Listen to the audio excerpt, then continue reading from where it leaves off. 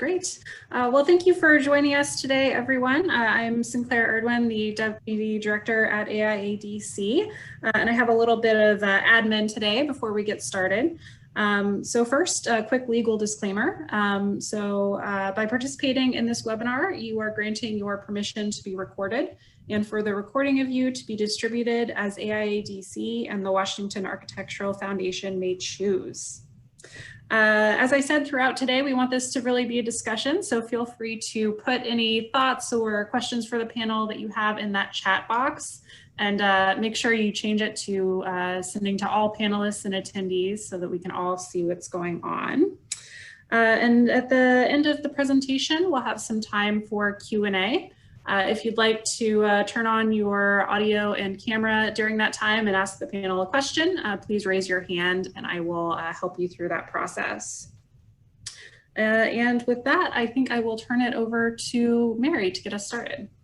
Great, thanks Sinclair. Welcome to the 6th virtual town hall meeting with our board of directors. I'm Mary Fitch, Executive Director and your moderator today. We greatly appreciate our sponsor, Washington Gas, for supporting all of these important conversations. And we're so glad you joined us today for this discussion about looking back and looking forward. We hope to have a robust discussion with our board members, but we also want to hear from you in an effort to create a safe space for those of you who aren't comfortable posing a question in the chat or a comment. We have an email address that you can use, talktotheboard@aiadc.com. So if you'd like to use that, you may. And we just ask that if you are going to use the chat feature that you be respectful to our panelists and our other viewers and to my feelings. Before I introduce our agenda, I want to do a little commercial for DAC memberships. If you're looking for a unique and affordable way to give a holiday gift to your client or friend who's just wild and all fired up about design, you can give them a DAC membership, which will offer them a whole year of great programming and discounts. And you can learn more about that by using the website on the screen there, aiadc.com/membership. Thanks so much. This really supports the community outreach work of the Washington Architectural Foundation, so we really appreciate the support and hope you will consider that. Okay, now to our agenda. Yes, there's the agenda. First, I will be introducing the panelists, and then we'll have a message from our president, Rob Holzbach, and then we'll engage on looking back and looking forward. And it says we'll have questions at the end, but we'll probably have questions throughout, so don't be shy about that. So first, let me introduce our panelists, and we'll have them wave appropriately when I say their names. So first is 2020 President Robert L. Holzbach, AIA. Rob. Okay. I hope that we have 2021 President-elect Christopher Takis, AIA, on with us, or he will be soon. 2020 Board Secretary Giselle Santos Rivera, AIA, and at-large board members Mide Akinshade, AIA, Christina Bump, AIA, and Will Tays. Welcome, everybody. And now, Rob, I'm handing this off to you for your president's message. Great. Thanks, Mary. Just a couple notes before I get into the message. In the chat, I just did this myself. Under 2, make sure you select all panelists and attendees so everybody can see what you write. I just did it to all panelists. So that's one bit of housekeeping there. And definitely encourage you to write in the chat what you're thinking and any questions you have. So with that, I'm going to go ahead with my message to the membership. Today's town hall is going to focus on us as individuals and our firms and how we've managed to get through the year. But before we dive into the discussion, I'm going to take a few minutes to talk about our chapter's journey through 2020. I think it's fitting to talk about our chapter because it's a common denominator for all of us. Our chapter is a link to the broader community of architecture and is our support network in times of trouble. Also, like you, our chapter is not immune to the travails of this year. This is our 6th town hall we've had in 2020. Back in January, during our Board of Directors strategic planning session, we never imagined that we'd be holding town halls on Zoom. How many of us even knew what Zoom existed back then? I didn't even know what it was. So much has happened this year. The plans we made in January and February were thrown out the window in March. We all had to react quickly as schools closed and offices sent their staff to work at home under a truly unprecedented public health crisis. We focused on the survival of ourselves and our families first, then our projects, our jobs, and our firms. And as board members, we also focused on our chapter's survival while working out how we could continue to serve our membership. We were all facing the exact same problems, but we were necessarily isolated. We thought that a virtual town hall would be a great way to pull us together while the global pandemic worked to push us apart. Meanwhile, as we started working from home, with one eye on our computer screens and the other on cable news, between all the coverage of the coronavirus, we started seeing a few news reports of a young African-American woman named Breonna Taylor, who was shot and killed in her apartment in Louisville, Kentucky on March 13th. Here in DC, the first town hall on April 7th was meant to share solutions for how we were all adapting to working remotely, handling any reduction in workload, and trying to make sense of the government's relief packages, which frankly, we're still trying to do. I think it was successful and provided a sense of community and a feeling that we were all in this together. As the weather started to warm up and we moved deeper into spring, we also started seeing video of a young African-American man named Ahmaud Arbery being hunted and killed in Georgia. That event actually happened a few months earlier in February, but the video was released on May 5th and competed for headline space along with the pandemic. The following day on May 6th, we held our second town hall event as a follow-up discussion on how we might return to normal in the summer. It sounds pretty funny now, but we were actually talking about how we might find some way of returning to normal over the summer. It turns out that normal is just a social construct, and the events of the next month told us that perhaps we should never return to that normal again. On May 25th, George Floyd was killed by police in Minneapolis, and we all witnessed the grotesque 8-minute and 46-second video that captured the last moments of this poor man's life. Suddenly, our country erupted. People of all races began to come together, and despite the pandemic, to protest police brutality, to demand social justice, and to wake up a major portion of America. There was a problem that seethed beneath the surface of normal. It was always there, but never really seen or heard by most of us.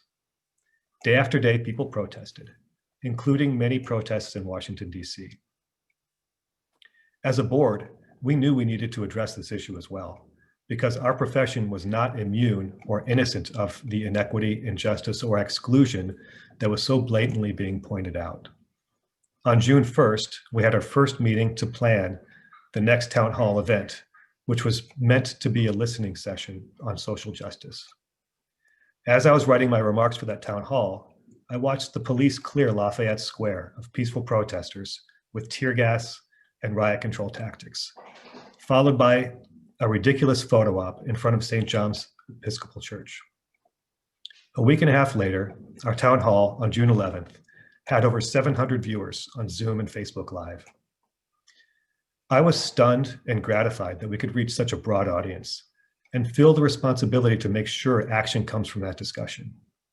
We received a lot of great feedback and created an action plan that was discussed at our fourth town hall on July 22nd. Our chapter has taken very seriously the call to action for social justice. We have engaged very closely with DC NOMA and amended our bylaws to create an ex officio seat on our board for the outgoing president of DC NOMA, formalizing a continuing relationship with that organization and ensuring an equitable and inclusive seat at the table for Black and Indigenous peoples of color.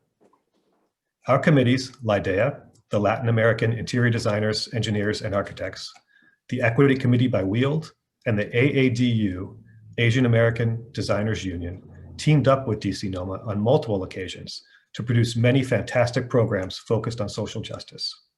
Also, Mary Fitch, our executive director, is pursuing the JUST label for the chapter. Those are but a few of the examples we've taken, the actions we've taken.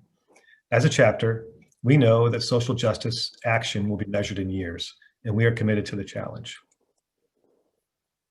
On August 19th, Our fifth town hall addressed both social justice and the ongoing challenges of COVID-19, though most of the discussion centered on social justice. In September, we held our first ever 100% virtual Design DC conference, which was a smashing success. In October, the Washington Architectural Foundation held the first ever 100% virtual Fall Design Fest, which was also a smashing success. Now here we are on December 2nd, 2020, in which we are veterans of the pandemic, hopefully much more aware of the issues of equity, diversity, and inclusion, and we're worn out from the relentless news cycle surrounding the presidential campaign, the election, and the aftermath. As a chapter, we've reacted to every event with an attitude that we are here to serve you as a resource and a place to come together in fellowship, even virtual fellowship. We had to transform ourselves just as you have, and I'm very proud of the work we've done. We're forever changed because of this year, as I know that you are as well. Honestly, 2020 sucked. And that's what we're here to talk about today. There's one last thing before we get started, and it being less than a week away from Thanksgiving, I'd like to take a moment to say thank you to you, the members of Washington, DC chapter of the AIA. We exist to serve you, and we could not exist without you. It's your support and involvement that makes our chapter one of the best in the country. I'm grateful to have had the opportunity to serve as president and to have been on the board for the past 6 years. I'm also thankful to Mary Fitch, our executive director, and her amazing team who keep this chapter running smoothly and efficiently. Thanks to their dedication and tireless work, our chapter has been able to weather the storms of 2020, and we stay strong as we head into 2021. So now I look forward to a lively and informative discussion. Mary, back to you. Thanks, Rob. And we thank you. What a strange and wild time this has been. Not what you thought you'd be doing in your presidency of the year, but it's been a really change-worthy year, and a lot of good things that have happened. But I'll start with you, Rob. What was a big challenge for you this year, either personally or for your business, or both? Anybody that's been on a Zoom or a Teams meeting with me knows that I have a highly active 6-year-old boy named Henry who makes an appearance in just about every meeting I've been in. Hopefully he'll give me some space this time, but balancing parenthood and my business has been very challenging. Trying to stay upbeat and not sinking into a depression or feeling overwhelmed by everything has also been a personal challenge for me. From a business side, frankly, it's just the ups and downs of project work. My role in the firm, one of my roles in the firm is to manage staffing, both hiring, recruiting, and then making sure people are actually occupied in their day-to-day business with work. We saw projects go on hold. We saw projects come in. We saw a mountain of work potentially coming in and then disappearing. And so there's a massive roller coaster, from literally week to week where we're overstaffed, we're understaffed, we're overstaffed, we're understaffed. So that's been a real challenge to balance for me throughout the year in terms of my business. Yeah, Mide, what about you? Since you're a professor and in the academic world, what has been your big challenge this year? Thank you, Mary. Thanks, everybody, Rob, and members of the board, and also our members. Thanks for calling in. As Rob was saying, it has been a very, very unique year.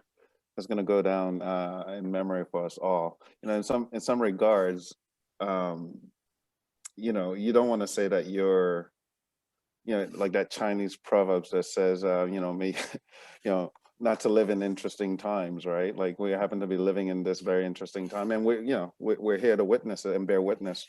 Which in academia, where I currently am a lecturer at the University of Maryland, we've seen a profound shift in, obviously, as we're all dealing with, meetings online, studying online, but a profound shift as well in their approach to pedagogy. I think Rob was mentioning this issue of, the EDI component of what we're now facing in the workplace, that architecture in general is actually sort of facing a reckoning with its past and also its present, and just saying, how do we teach what we teach to be more inclusive? because these students end up becoming the professionals of the future, right? So, across the board, there's been a seismic shift that kind of correlates with this online tutoring of sort of mapping and relooking at how we teach what we teach, to sort of make sure it's more inclusive. And that has been a change, because I've been a lecturer in the past before this, and sort of witnessing that sort of pedagogical change has been very unique and interesting. I think some of the challenges that we're facing now is sort of like the malaise and fatigue that accompanies being online. And, with some of the students, I actually, these are feature architects. So I try to refer to them as like feature architects and not students. They are facing a really tough time, because we all know what the studio experience is like, where you're sort of immersed in your work and you're sort of doing the work, you're surrounded by colleagues. These students are having to work at home on their dining room table, and they've got their siblings running back and forth behind them. They got their parents, showing up and waving at the camera. And I empathize with them, because it's hard for them to, they don't even have space to draw. They don't have the regular space to build models and draw. So they're sort of making it up, and we're working with them. But with that comes the mental stress aspect of it. And we've been very cognizant and very aware of how this sort of pandemic might be affecting them and affecting their approach to academia. So that has been a challenge. Just, I was talking to some of my colleague professors the other day, saying that we're now having to not just be professors, but we're now counselors as well, because we sort of have to sort of talk them off the ledge and go, this is going to pass. 2021 hopefully is going to be different. We don't know if it is, we're hoping that it is, but at the same time, we're here for you, and we're going to try and work with you. So I think outside of the professional experience that I've had, which, as Rob was saying, is very commonplace to us all, that sort of unique vantage point from the academic standpoint has been an eye-opener, and it sort of has unleashed the flexibility nerve in me too, to sort of be more accommodating and flexible. So I'm sure we're all dealing with that. Yeah, others, a big challenge, Christina or Giselle or Will, big challenges that you've faced? I mean, for me personally, it's been the clock. It's been time, right? Sorry, I had to cut you off, Christina, but I share Rob's perspective, in that I double as a parent, and I have 3 small children at home, and I have a wife who's an architect as well, who's works full time, and so for us, it's really been time management, managing the clock. Roughly, basically 12 o'clock every day, I turn into somebody else, and I'm unable to be accessible to my staff, be inaccessible to my clients, inaccessible to contractors who are building our projects. And so that is extremely tough and extremely stressful. And I don't think, I don't know that I've adapted well to it. I've just adapted to it. But I think the time piece, the expansion of that is, I think we're just seeing like everything seems to take longer, and yet we have less time. Yeah. What should take an hour takes a day. What should take a day now takes a week. What takes a week takes a month. And so there's just been this fight against inertia and slowing down, and it's exhausting. It's really tough. And I think I was participating in a discussion a few months ago, and somebody made a really interesting point about, from us in the service industry who have clients who, we're sort of, for a while, we're coasting on goodwill. And I think we're getting, and we're seeing this, we're getting to the end of the goodwill, where clients are sort of saying, well, I don't really care that you're not available in the afternoon. I need to talk to you. I think everyone's losing a little bit of patience. I mean, we're very fortunate in that we have a good client base and have been, understanding, and I have a fantastic staff, but it's the time piece and the exhaustion. And, I talked about this being a race in the beginning, and then it turned into a marathon that has now turned into an ultra marathon. And I don't even want to think about what's beyond that. Yeah. Great. Ladies? Yeah, I think I echo the sentiments. I think a word that we've chatted about before is just like uncertainty, right? And you know, at first it was going to be like a month shutdown, and then it prolonged into 2 months. And now, you know, what are we at, like 9 months now later? It's just like planning your life around that, whether it be professionally or personally. It's just so difficult to do that because you had these kind of like, you know, you have all these presupposed notions of how that year is going to go. And then I think, you know, it's blown up for all of us. And I think for some, you know, blown up bigger than others. And I think, you know, to be nimble in that sense is really hard because you never know what you're trying to adhere to, you know, and I think that's been the difficult part. I've appreciated parts of it and the flexibility, and some of others also, I think, positives to it, but it's, you know, in terms of, you know, challenges, it's just sort of being able to keep up with how fast things seem to be changing. And then you hear one that's going to go this way one day and then it completely changes. I mean, personally, you know, we made the decision early on that my husband wouldn't work because to like the uncertainty of like, is my daughter's daycare going to open, or is he going to have to go back to work in the restaurant industry and be exposed? So we made the personal decision, and obviously have financial repercussions to that, to have him stay home. And so, you know, I'm lucky and blessed that that is even an opportunity for us. But it's also like there's challenges in itself of like your own identity as a human when it changes so drastically. So that's been tough. Giselle? Yeah, so for me personally, I'm going to show my privilege, which I'm learning a lot about privilege and disadvantage. Because we have a single family home, I have an office. My biggest issue personally is that you're going to see the sun cross my face, because this was the office, but now it's south facing in the winter, and now the sun is in my face. And that's primarily the biggest issue personally that I've had. But professionally, and Mide sort of mentioned this, I think understanding that there's a component of self-awareness and vulnerability and authenticity that needs to be part of the professional space is something that is hard to think about, because we don't expect corporate America, right? We don't expect a professional space to have to, as an architect, to consider being a counselor, being an empathic person to your team, managing up, managing down.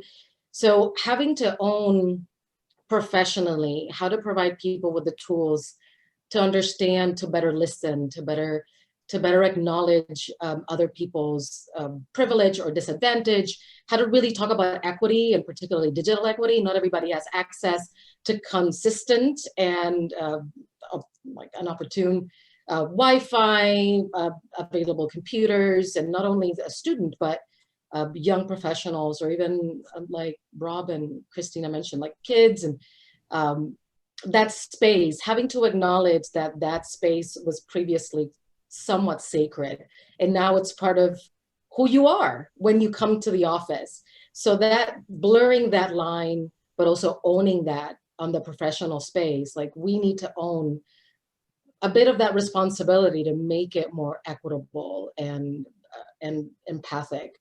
And those are tools that weren't inherently part of the professional toolkit. And now we have to build those for people.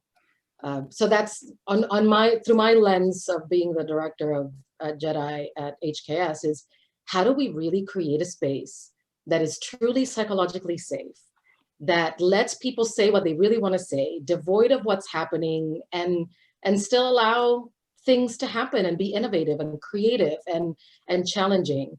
So it's been a challenge. It's been a lot of inward self-analysis, and how do you translate that to other people and make them feel comfortable in the crazy that is happening today.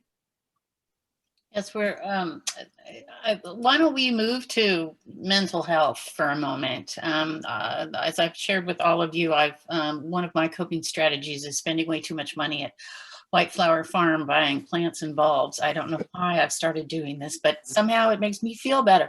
Are there coping strategies that you're employing that perhaps aren't so hard on the pocketbook? Oh. Anyone? When you said hard on the pocketbook, I think for me, as the board is aware, when I came on board, I actually adopted a dog. which was serendipitous because this was right before COVID happened. And this is, everybody in the profession that I've ever worked with, or even Giselle, all my personal friends, they know how much I've wanted to adopt a dog for decades. And I just, because of the profession we're in, I'm a single person. There's no way that I can cater for a dog. But I just finally committed to it in December and adopted a dog, and I actually brought it to my first board retreat in Virginia because I was like, it's like a new parent. I didn't know how to handle it. I didn't want to leave it at home. So I brought it and left it in the hotel. But that has been sort of like a saving grace of sorts. I think under normal circumstances, if the dog were gnawing at me while I'm at my computer, I'd probably be like, go in your crate, But I kind of, you do see a lot of these messages across social media or otherwise where people are sort of chiming in and saying, oh, it's awesome to sort of actually just stop and smell the roses for once, right?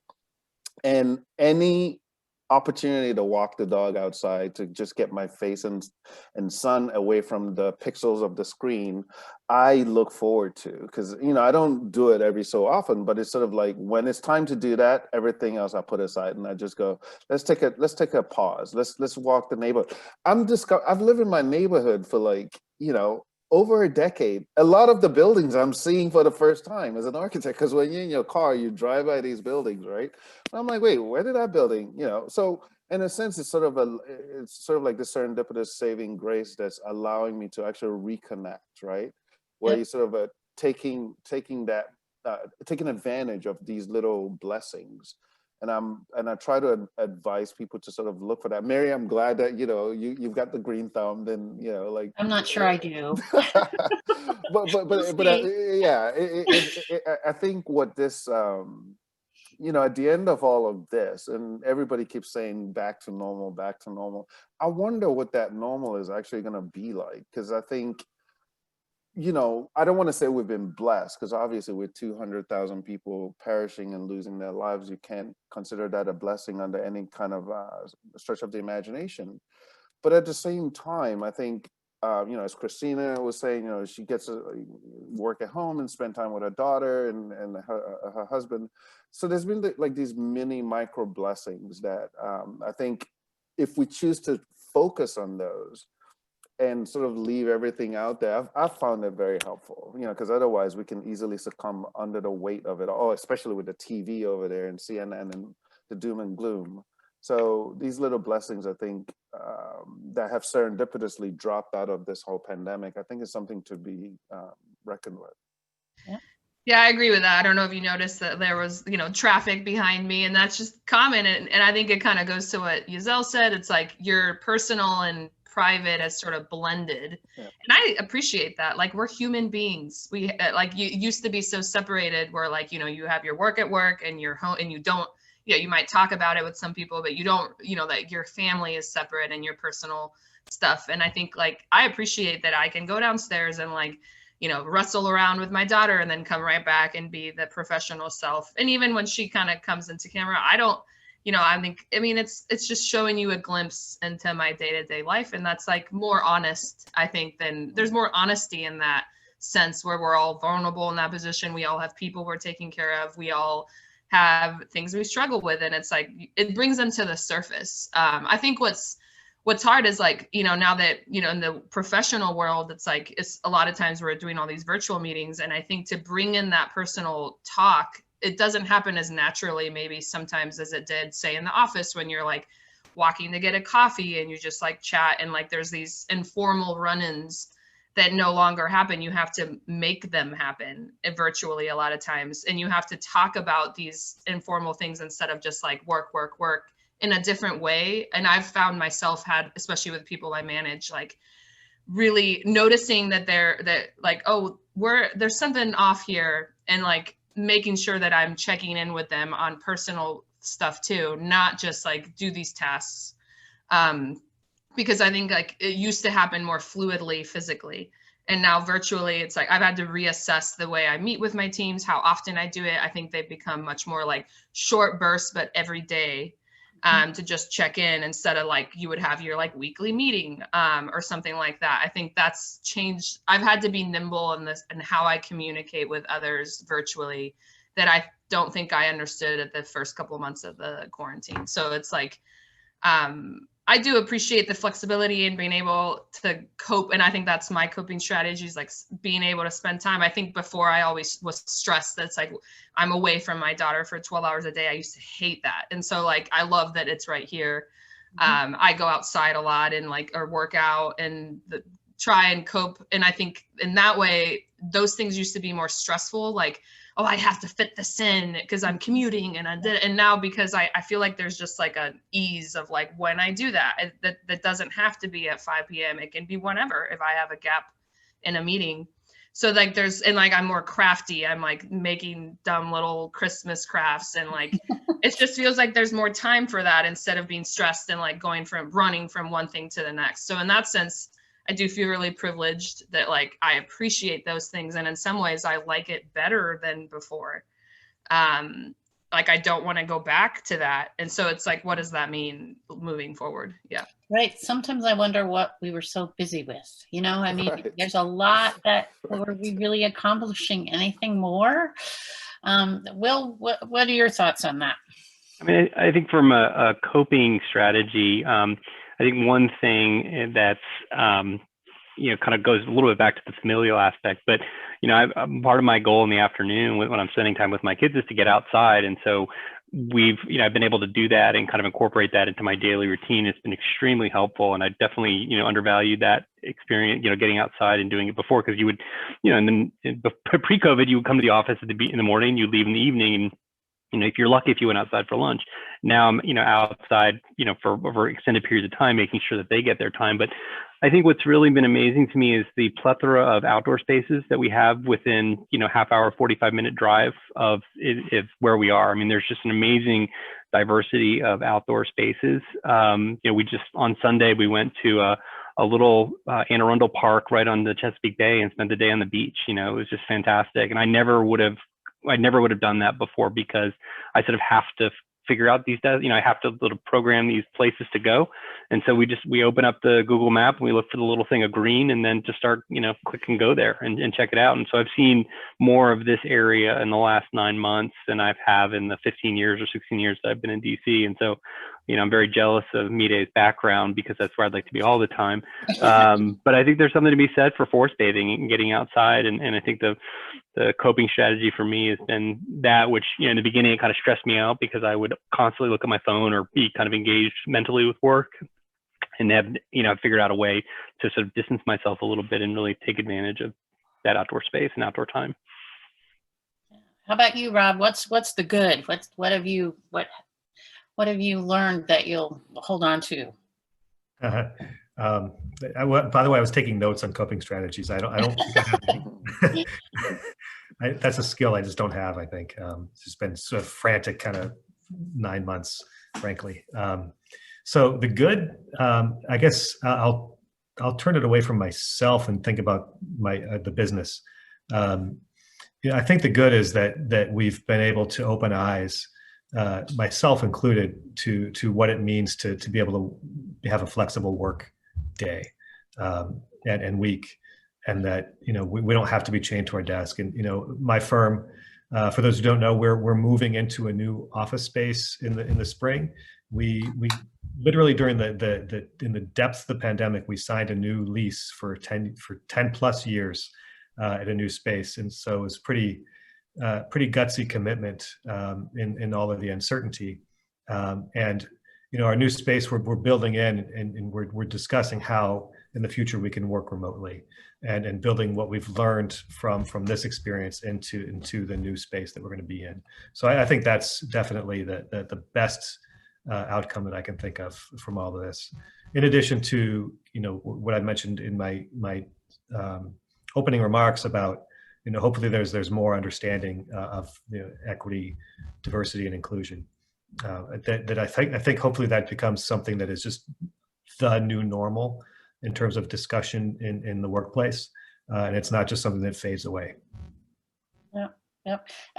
Those of you out there who are listening, if you want to add what you find valuable about being in this situation, you can please use the chat for that. I think we've had a shout out for handmade crafts. So Christina, that's great. Let me know you got tips. I'll make anything. Yeah. That's great. So let's sort of sum up this section of our discussion, the looking back.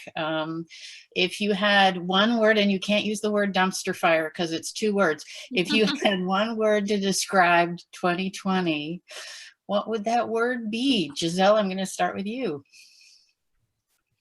Well, I have many words. The ones that I can use in a positive way, because unlike me, I'm trying to be positive. I think intentional is a word for me. And sort of piggybacking on what Christina was saying, now we have to be very intentional in how we relate to people, because we're all in a little bubble. Those serendipitous relationships and situations rarely happen now. So I actually like that we have to be very intentional in how we communicate, why we communicate, and what we communicate. So aside from the potential expletives that I could use for 2020. Oh, I forgot to say no expletives. That's why I was like, let me use a good word. I will take with me intentionality from 2020 and mindfulness in that regard. Okay, Will, what's your word? My word is perspective. I think that I undervalued what that really means, and whether it's in regards to sort of world events or my personal life, I think that this year has really given me, made me understand what perspective and I guess somewhat maturity comes with that. I just have a very different way of looking at everybody and everything, having to take on roles that I've never taken on before, to have conversations with people that on topics that I really haven't had to cover before. I think, someone talked about being, having to be a counselor to folks, to spouses, to partners, to colleagues, to clients, all that, I think that has given me incredible perspective. And then, I think the conversations, these town halls have been really interesting and really refreshing to have this conversation to give me additional perspective about what how other people in the industry are kind of handling some of these things. And we've, certainly taken advantage of the commentary and incorporated some of those things. And I'm, curious to see what words come out of the audience during this discussion. Yeah, roller coaster would be one of them. Mide, what's your word? So, like as Giselle was saying about intentionality and also sort of being acutely aware, I've always been fascinated by this German word, the Zeitgeist, right? Which kind of translates to like the spirit of the age.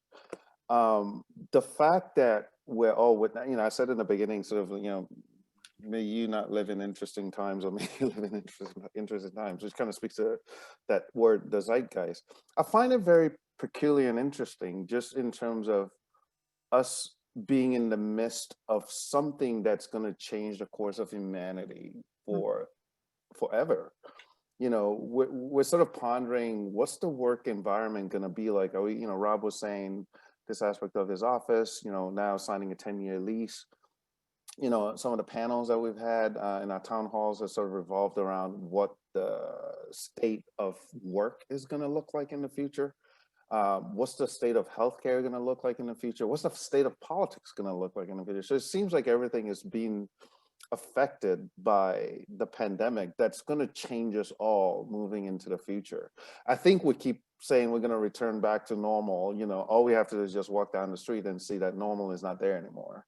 Right. Normal is something that we've left behind, and now we're moving into the future deliberately in a way that we can actually fashion it to, I think one of the first things that sort of occurred with this pandemic was you kept seeing online where all these countries were touting the low emissions that's happening in the community, right? Because nobody's driving around now, everybody's sort of staying put. So incrementally across the board, we're starting to see how this pandemic is changing us all into hopefully a better future. So that word zeitgeist, being part of it in the moment that is happening and being able to bear witness to it, so that when we look back 100 years from now, like, hey, I was there when that started. I mean, hopefully we're all there, right? Because Right. again, pandemic. And one of our panelists has helpfully spelled it for us. So.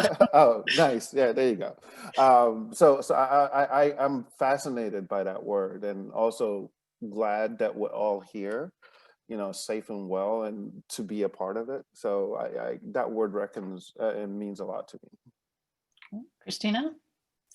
Yeah, I think mine is catalyst. I think this time has been a catalyst of like, it's us as an architecture community, we've proven we can do our work remotely. Before it was like, yeah, you have some opportunities for that. We've proven we can do that all remotely. It's catalyzed the sense that we probably will have some inkling of that in our work forever because we've proven we can do it. I think it's catalyzed, obviously social justice movements and like, getting up and standing up for things that I think previously people, maybe thought of, but weren't as active about. And I think that while very, it's been very hard, I think on many, I think it's been very amazing to see people stand up for others in a way that I hadn't previously seen. And I think a catalyst of just like connection with even your neighborhood. Like I used to always be like, oh, I wish I lived in DC so bad. And like, because now I have a kid and I own a home and now I've like met all my neighbors and like I've made these whole new relationships that I would have never had because I'm home all the time.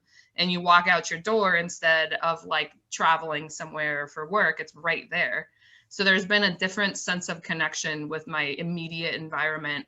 Rather, it's kind of shrunk my footprint in a way I really enjoy actually. And like, I think it's been a catalyst for just like self-analysis. Like I think there's some people that do really well in this like quarantine environment. I am one of them. I love it. Like I think I am totally fine being here and doing this. And it's, and then it's shown that like there's others that like really need those social connections in a different way.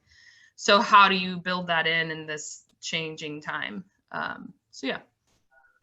Yeah, I would say for my word, it would be uncertainty, because I think things have always been uncertain and we had a false sense of certainty, and boy, did it show up with all of this.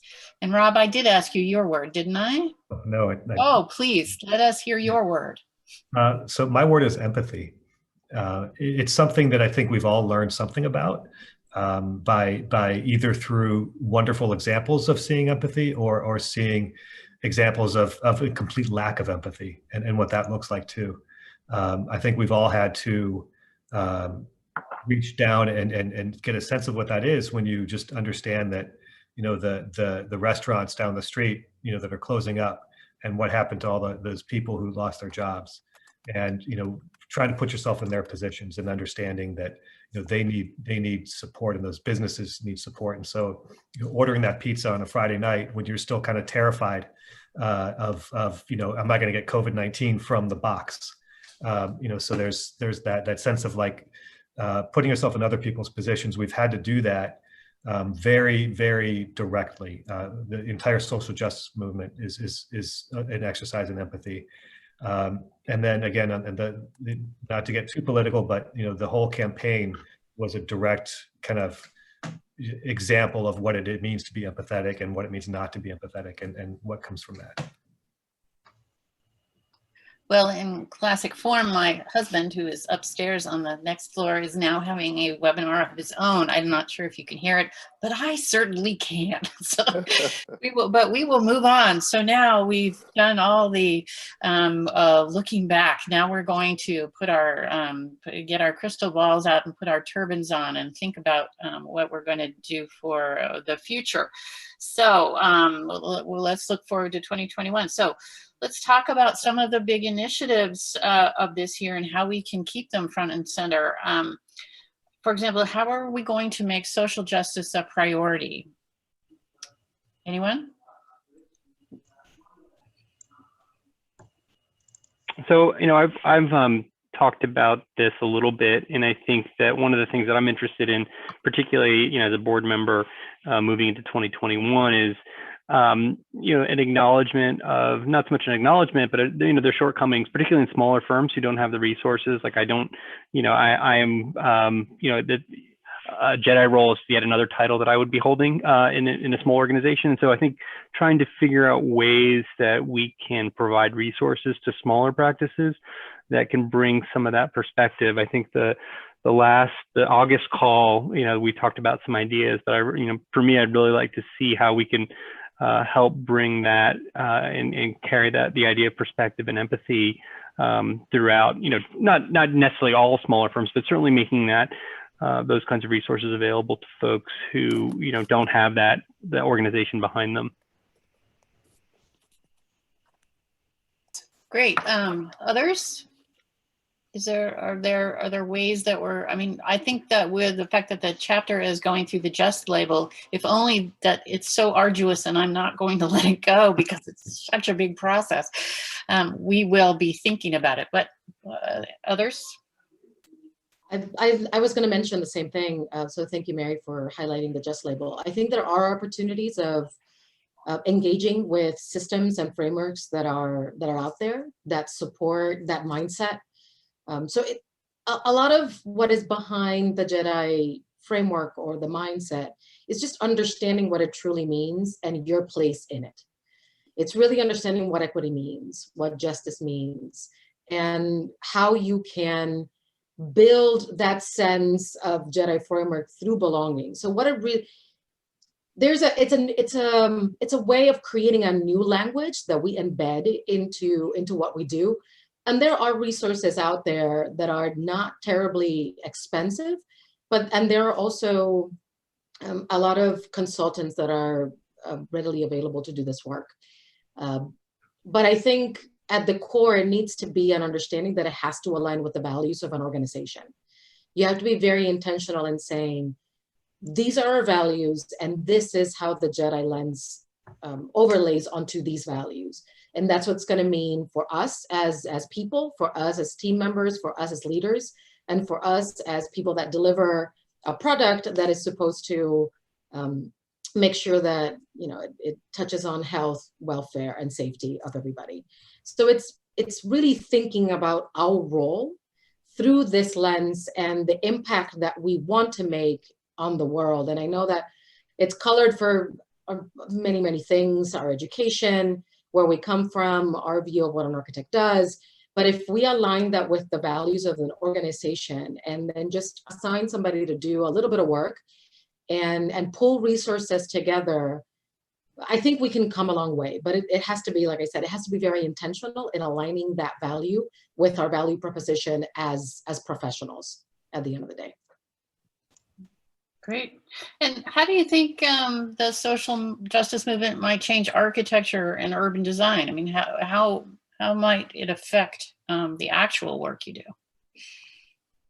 Well, I can maybe jump to the, in a sense, in a framework, jump to the beginning of that discussion, which kind of is a subset of what I'm involved in right now, which is in academia.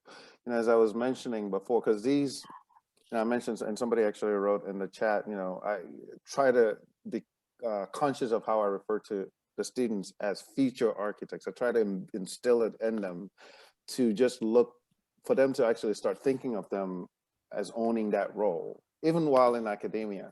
And part of that support system that we're offering them is not only what we're teaching them, but also how we're teaching them, how we're structuring studio work to ensure that these ideas of equity and inclusion is not just a label that we're slapping on projects, we're actually embedding it. And I'll give a quick example. We're doing a project right now where we actually, there's been a way that the project has been structured, is like a library design, any city, it could be in DC, it could be in Baltimore. But we actually this semester decided to make a conscious effort to have the student look at two sites, one of them in a sort of historic part of DC that used to have a heavy African-American population that now over the years have been slowly gentrified and moved out. And also a site in Baltimore that was an LGBTQ village. So in part of the work that they're doing all these massive research as to like the history of the place, the people that used to inhabit these places, so that in a conscious and subconscious way, they're recognizing and reckoning with the various people that might be different from them as they're executing these projects, and hopefully as they move on into the professional realm, these lessons stay with them, because again, they are the architects of the future. So if we can sort of catch them at the front end of that pipeline as they sort of come in, hopefully they grow up into well-rounded architects that are much more conscious of inclusivity. And as Giselle was saying, in terms of the value system of any particular organization, hopefully they're helping write those value systems based on their experiences. So in a sense, I'm kind of proud of that effort where we're sort of saying, okay, architects are already made, right? Like the architects are practicing right now, they're already made, their biases or non-biases are already formed. We're sort of unlearning things and relearning things and how to be more inclusive. But what if we sort of shifted in a way and look at a much more fundamental, foundational way of teaching inclusivity? And I found that refreshing, and hopefully maybe in 20 years we'll see the results of it as these architects are now will move into practice. Well, we have close to 100,000 architects in the United States. How might we translate to the people already in the pipeline? How might it change the way your practice? Will, do you look at projects in a different way? I think, that's a difficult question, because I feel like, right now we tend to be reactive to the things around us, and that's it's a thought, but it's not necessarily a force that shapes the projects that we're involved in. We do a lot of housing, and so sometimes we don't have quite the liberty of form that other disciplines or project types or building types have. So I think for me, the jury's still out. Like, what does that mean? I think I'm interested. I look at it more as an opportunity to expand the diversity of our staff and the diversity of perspectives. And so I think, it's encouraging to hear that there's an emphasis on academia. I think there's actually an opportunity to go beyond that. And we participated, as you know, Mary, in the Architecture in Schools program a couple of times. And I think, we all should do that a little bit more. I think that, I think the world would be a much better place with people that have, some experience, even if they don't grow up to be architects, that they understand what design is and what architecture is and how that shapes the world. So I think it's difficult for me to say, oh, this idea about social justice has a direct impact on some aspect of design right now. I think there are other practice areas like urban design that have different kind of opportunities. But I'm curious. I guess perhaps I'm most curious about what other people would bring to the table because of us, sort of expanding the perspective of the profession and seeing what those folks, those new folks, the profession might come up with. Can I jump in on that one? Sure, absolutely. To pick up on the idea of other folks, not architects, and particularly, I'm interested in seeing the public approval process become more robust and more inclusive. And equitable. In my experience, I find a lot of times, it's a process that has to be endured, and you just sort of try to force as much density and development through as possible with limited, only mandated public engagement. And I think now, I think developers should see that there's actually a major benefit to them in engaging the public, and I think they would have a much smoother approval process. I think they'd get a better product in the end that the community is looking for through a more kind of, again, inclusive and equitable engagement with the community in which the project is being built. So I'm really hopeful that that's going to be something that's going to really be transformative, and I think as architects, we should be engaging with our clients to try to move in that direction. Yeah, and I think it's tied into the design process. Like, I think it's I'm so appreciative that it's been brought to the forefront in everything, and everything that we're doing, where it's you need to be thinking about it through that lens in every aspect, and you should be called out if you're not, because it's important. And I think we're actually I think there's a lot of business cases that say, your design is more fruitful if you have more diversity at the table, because then there's more opinions, more ideas than if it's the same people designing the same stuff because you're not, we're designing for the world. Our spaces are for everybody. So it's like, it elevates that conversation. And I feel like in every project that I'm working on now, it's being mentioned, and at least it's like being talked about. Those conversations are being had. Like things that people were uncomfortable like saying before, I'm like, yeah, that's happened to me. Like that sucks. And like, that should not happen to you again. And I think that was more in the background before. So I think it's been brought to the forefront. And I mean, I hope it's like, we have like our design kind of like pillars that, that we work on, right? Like making sure, design or like sustainability or things like that, that you look at through that lens through every phase. And I think another one is diversity, that it should always be, that should be a filter through everything that we look through to make sure that that's being taken into account. And I think like the way we're building our interview teams has changed to make sure that is part of it. The way we're building, I think what you said, Rob, totally makes sense, like how the neighborhoods and like city reviews work. And I think even like internally, now that I'm part of like some of the hiring teams, the way we hire people, I think that is a huge part of how we're beginning to bring people into the firm in a different way. I think they were always there. I think it's just it's just stronger, more emphasized. And so it's like, you might interview people that are similar, and like that is a filter to look through to be like that their background, it was harder for them to get there. So it's like, it's just changed a lot of the tone of that, and I'm appreciative of that, and I hope it continues.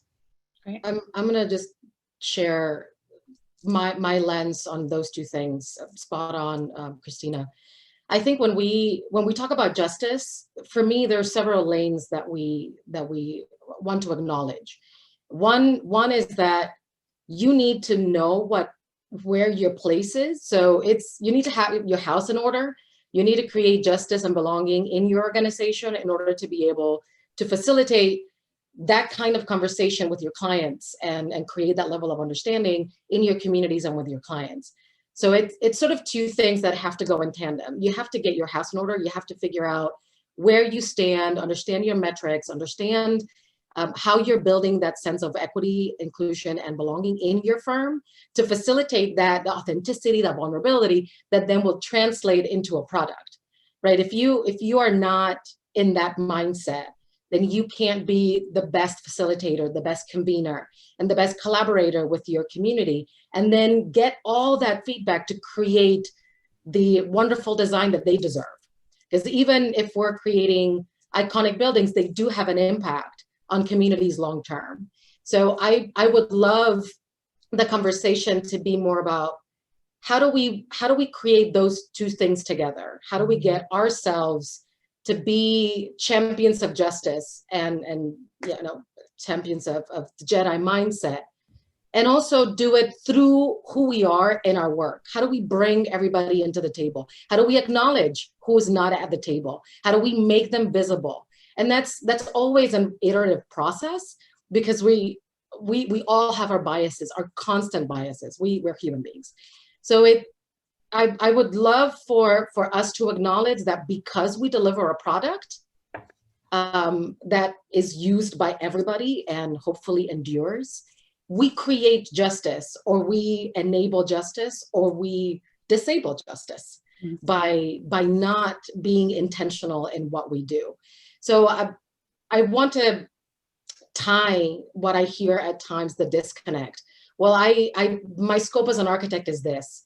Well, you have a voice. You can talk to your developer and say, it's not only about how many affordable units you make, do you have an impact in zoning? Can we bring the state in? Do we have a voice in the codes? So it's really pushing through and being very vocal and acknowledging that because we have a voice and we are at the table, we can make an impact, even if it's just small, in creating awareness. So I think to me, we have a seat at the table as big as we want to make it, in acknowledgement of what we really want to do with our communities. Great.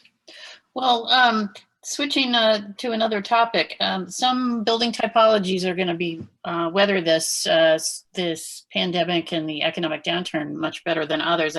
Christina, I think you were saying that higher ed was doing pretty well, and maybe Will, you can talk about the residential market. So, what typologies are going to thrive and what are going to have a harder time of it? Christine, I'll let you start. Yeah, I mean, I think, you know, we've had a lot of requests for studies, like how is higher ed in general going to change if these requirements are long-term, which it seems like they're beginning to be.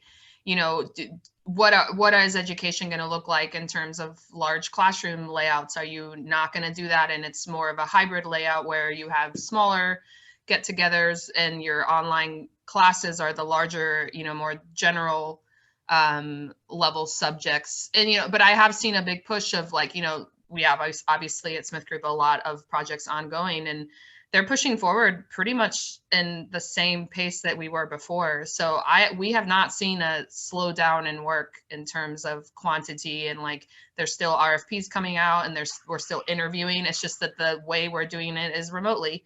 And so I think higher ed wise, like students, whether or not that's in person or online, that is a little bit different, but there is still a push to have those spaces be designed and built. You know, so I can't predict the future, obviously, but I'm hopeful that will continue.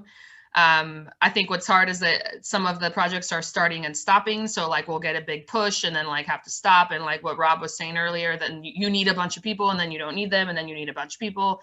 And that's sort of been tied into also like, especially younger staff that are being like doing little tasks on projects instead of really being put on one and usually seeing it through all the way to construction. So you feel a little bit of that lack of ownership in your own career development, which that's hard to do virtually. Do you feel like you're growing virtually as an architect, and how do you make sure you're motivated in that growth? So I will see how higher ed pans out, but it seems to be pretty positive right now. Yeah, I think it's been interesting for us. It's on some level, from a market perspective, there's no pandemic. You know, nothing has really changed. You know, there's certainly, I think really it was interesting to go back. I think the month of April, you know, things completely stopped. You know, capital froze. You know, the phone never rang. Things dried up, and you know, we had enough work to kind of get through that period. But since then, it really seems like there's not been much of an impact. There's clearly been a lot of thought and writing about people running away from cities and cities being on the precipice and all this.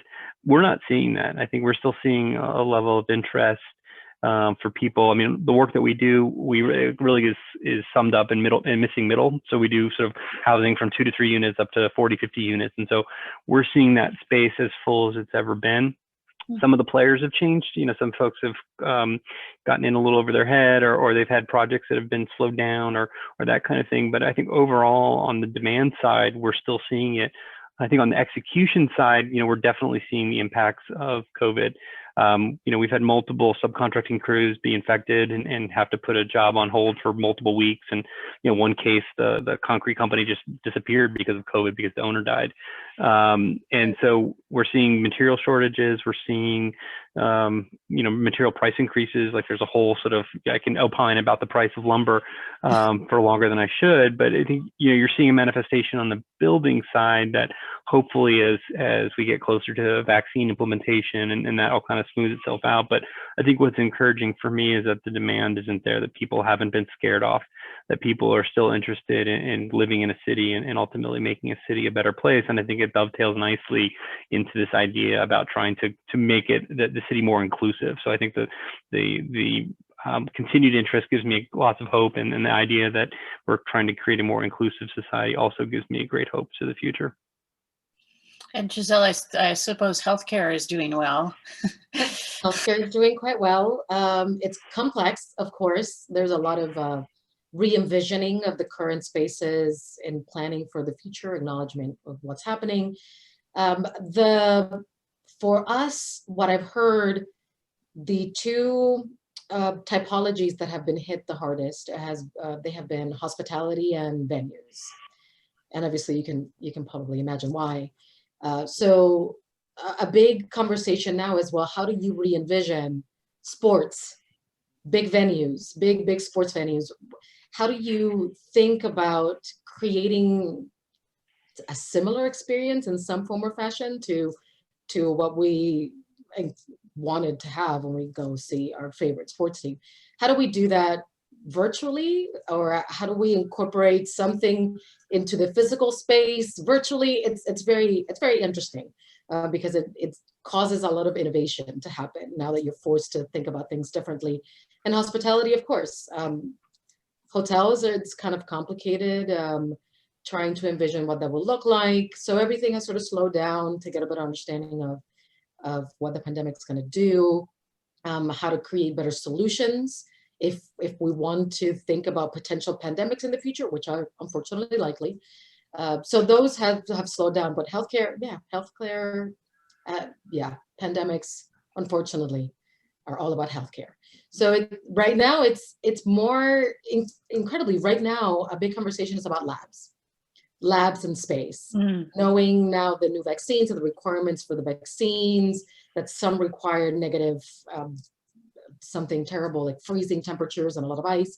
So what is that going to mean for the future of planning these spaces? HVAC is affected, storage is affected, and usually these spaces are kind of crammed in hospitals. So what is that going to look like if the future of vaccines or these things become more prevalent? So yeah, but I'm not busy at all.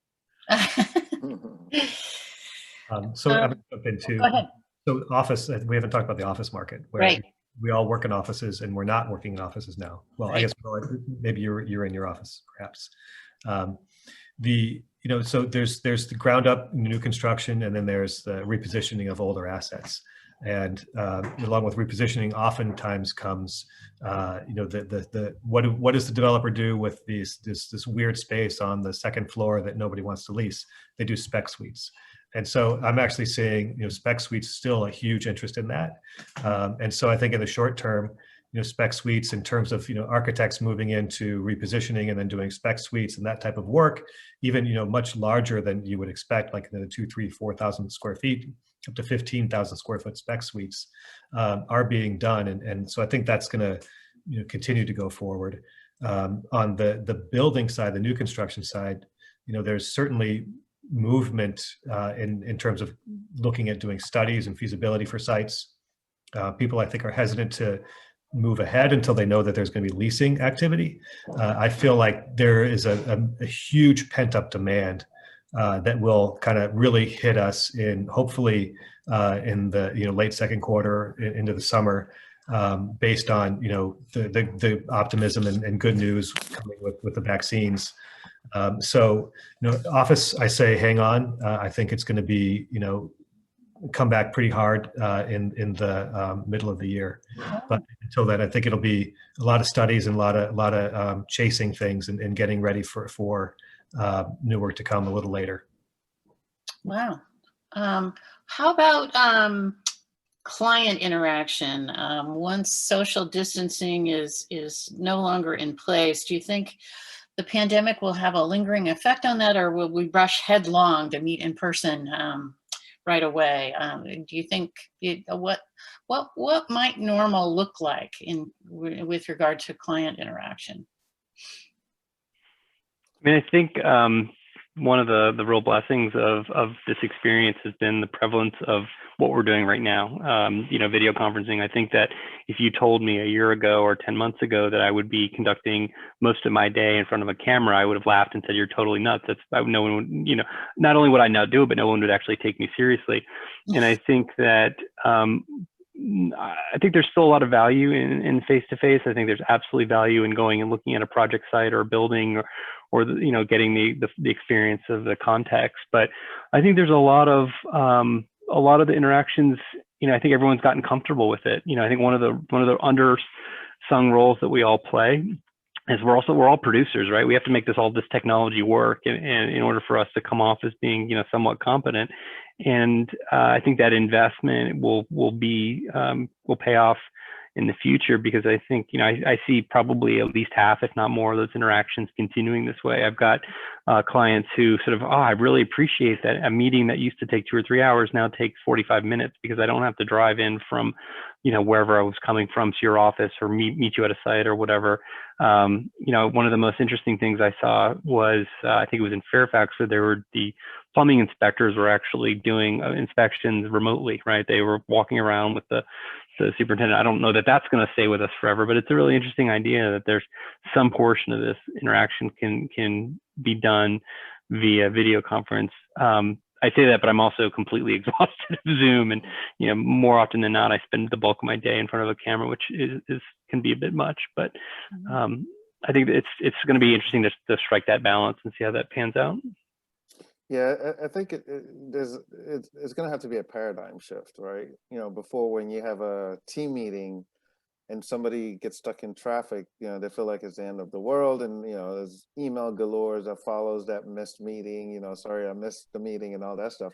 Whereas now they're stuck in traffic, they just whip out their phone and join the meeting by Zoom, and may actually turn around and go back home. You know, we all met yesterday before this town hall. And, you know, my dog was gnawing at my arm saying she wanted to go. And I'm like, I got to Zoom, I got to sit on, you know, but I just took my phone with me and I was able to successfully join the meeting.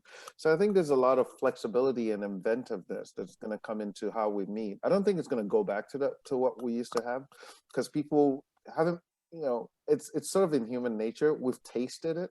We've tasted what it feels like. You know, for example, Christina was saying she enjoys working at home. So if you have to sort of impose to her the old paradigm that she used to have, that could be, you know, create some fiction. Because now that we've tasted it, when we see that it's actually possible to work within these confines, it's going to actually lead to new ways of engagement. And I think, I don't think we're going to go back to that old, oh, send out an agenda, let's meet at 9 a.m. and everybody shops all the way across town to sit in a conference room. Actually, people don't want to sit in conference rooms now because they're freaked out. So, you know, I'm excited about the possibilities of the future. I'm eternally an optimist in face, you know, despite it all. So I'm excited to see what this would look like. You know, it's like a new awareness, new sort of neo-human sort of thing. I think it'll be hybrid, because like I definitely agree with the positives of a lot of it, and like, you know, we've also uncovered and started using tons of new tools to like you know, facilitate collaboration. And you know, how do you do a charrette sketch session with the client? You know, you can use all these sorts of tools, whiteboards, murals that are all digital. And in some ways, you know, then you have a historical record of that already digital that you can always refer back to. So in some ways, it's like facilitated, like meeting minutes, or kind of memorializing decisions and history. But in other times, like we all know that like there's certain things that are just easier in person. And like there's just certain things that are just like, there's sort of the like background stuff that you miss with the virtual meetings. That I think like some of those will need, you know, like when you're doing like a finish meeting, you need to touch it. You need to touch the wood. You need to touch the fabric. The client needs to see the colors, the real thing right next to each other. On a screen, it's just different. So I think there are things that like will revert back to that. And I think there'll be certain traditional clients that revert back fully. I don't think there's a way around that, but I do think most modern or more, and especially larger organizations, will take into account, you know, the fact that like you do have lower overhead with less travel.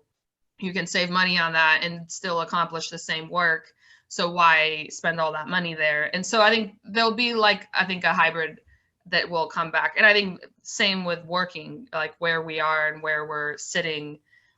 We've proven you don't need to sit in the office and we can still create profit. So it's like, I wonder what I look like. It's like you said, it's all uncertain, Mary. Yeah, and I think you mentioned something quite interesting, Christiane, because I think these new sort of paradigms, they spawn new inventive ways of doing things. I remember when I was at Gensler, when we're sort of repositioning the office, Gensler, you know, starting as an interiors firm, has a vast physical library space where you have samples and material samples. But as we were sort of redesigning the office, we were like, well, do we need to have all these materials in the office? You know, there's these other companies that warehouse, you know, sort of like the Amazonification of things, where they warehouse all these materials. And if you need a material, you go on their website, you look up the material you need. Next morning is at your desk, right? And you finish looking at it, you put it back in a box and you ship it back. You know, that's the stuff you don't need. So, you know, this sort of new ways, this sort of creative ways of looking at things, it's gonna fall out of this pandemic, which, as you're saying, there might be a residue or residual sort of aspect of the past that we're bringing into the future with us. But I think having tasted a new way of doing things, I love what you said about mural and memorializing meetings and stuff like that.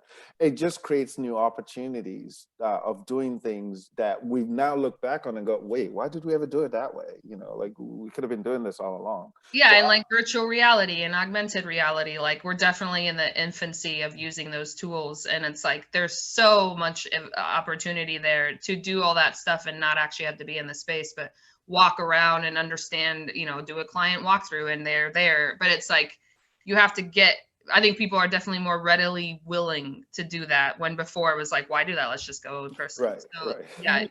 yeah. And I want to touch on that this is also a cultural issue. I found out yesterday that there's a firm that lost a project because a client went to do the interview in the office and nobody was in the office because everybody's working remotely. And that's the only reason they lost the project. And they were from Latin America, and perception is everything to them. If they don't see bodies at the tables, they were skeptical that the work could be done. So I think there's going to be a learning curve and a time for education.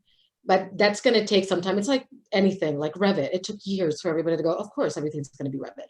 But culturally, there are things that still need to be palpable. And I think some people still need that face-to-face. It's also happening with telemedicine. Telemedicine, we thought it was going to be this big boom on telemedicine, but there are disadvantaged communities that have a really hard time trusting somebody through the digital space.